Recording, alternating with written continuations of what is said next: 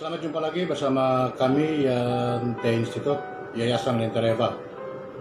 Pada kesempatan kali ini saya ingin mengulas sedikit tentang sejarah Yante Institut atau Yayasan Lentera EVAP. Pada tahun 2009 yang lampau,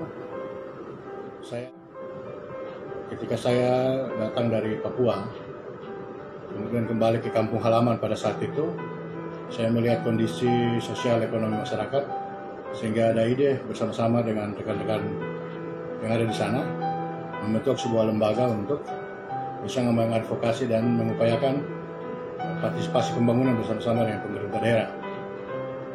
Tahun 2009 tersebut, tepatnya tanggal 4 Desember 2009, kami mendaftarkan Yayasan Lentera EVAP atau yang disingkat Yante kepada notaris Hengki Tengku, sehingga dengan nomor akta notaris nomor 4 sesuai dengan tanggal pendaftaran.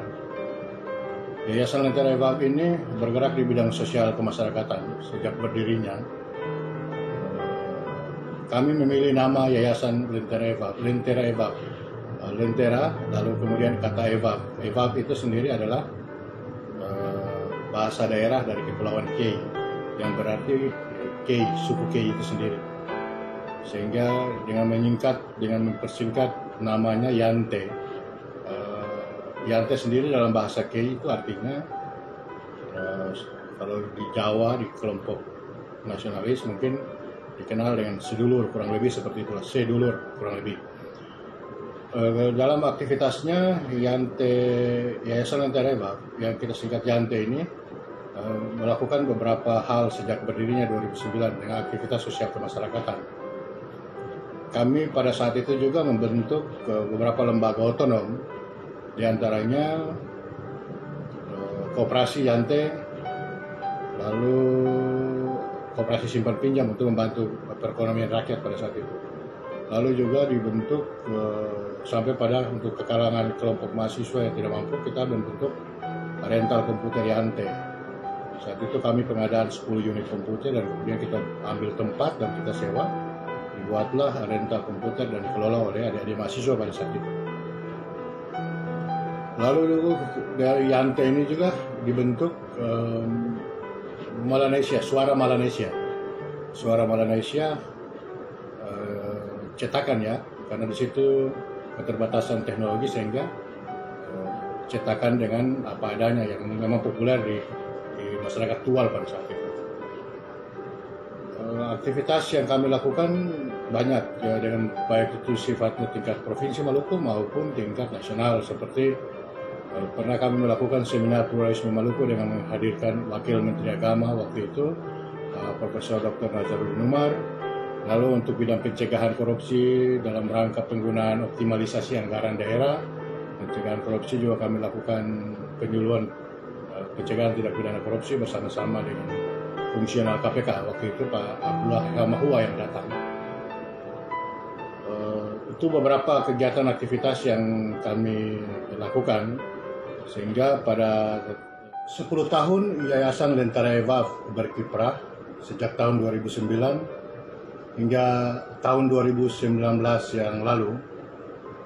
Saya coba mendiskusikan dengan beberapa pengurus dan juga pendiri untuk merubah anggaran dasar anggaran rumah tangga, karena seiring perjalanannya beberapa pengurus sudah tidak aktif karena kesibukan dan aktivitas yang lain, sehingga dan juga yang berikutnya adalah saya sudah bergeser pindah dari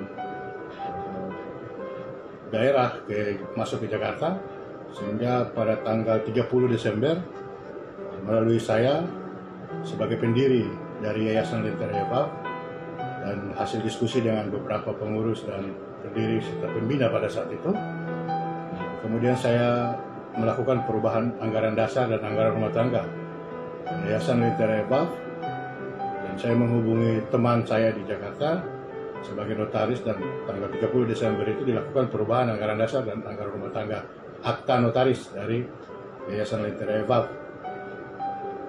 tanggal 30 Desember 2019 akta notarisnya keluar, dan kemudian kami daftarkan di Kementerian Hukum dan HAM sebagaimana persyaratan dari Undang-Undang Nomor 16 Tahun 2001 tentang yayasan.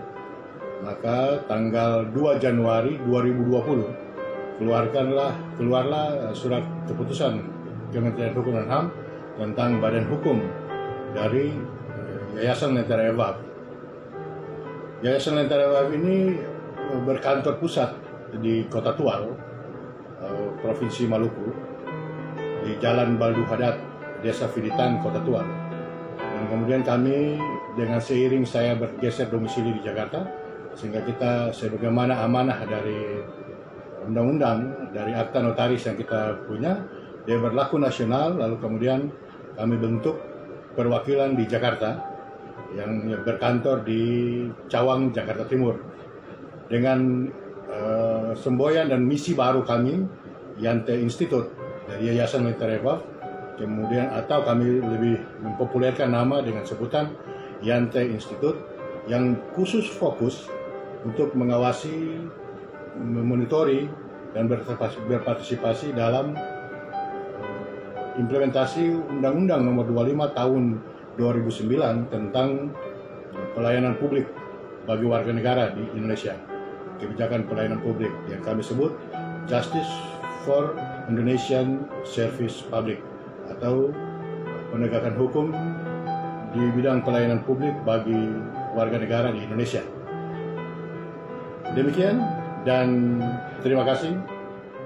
Tetap semangat.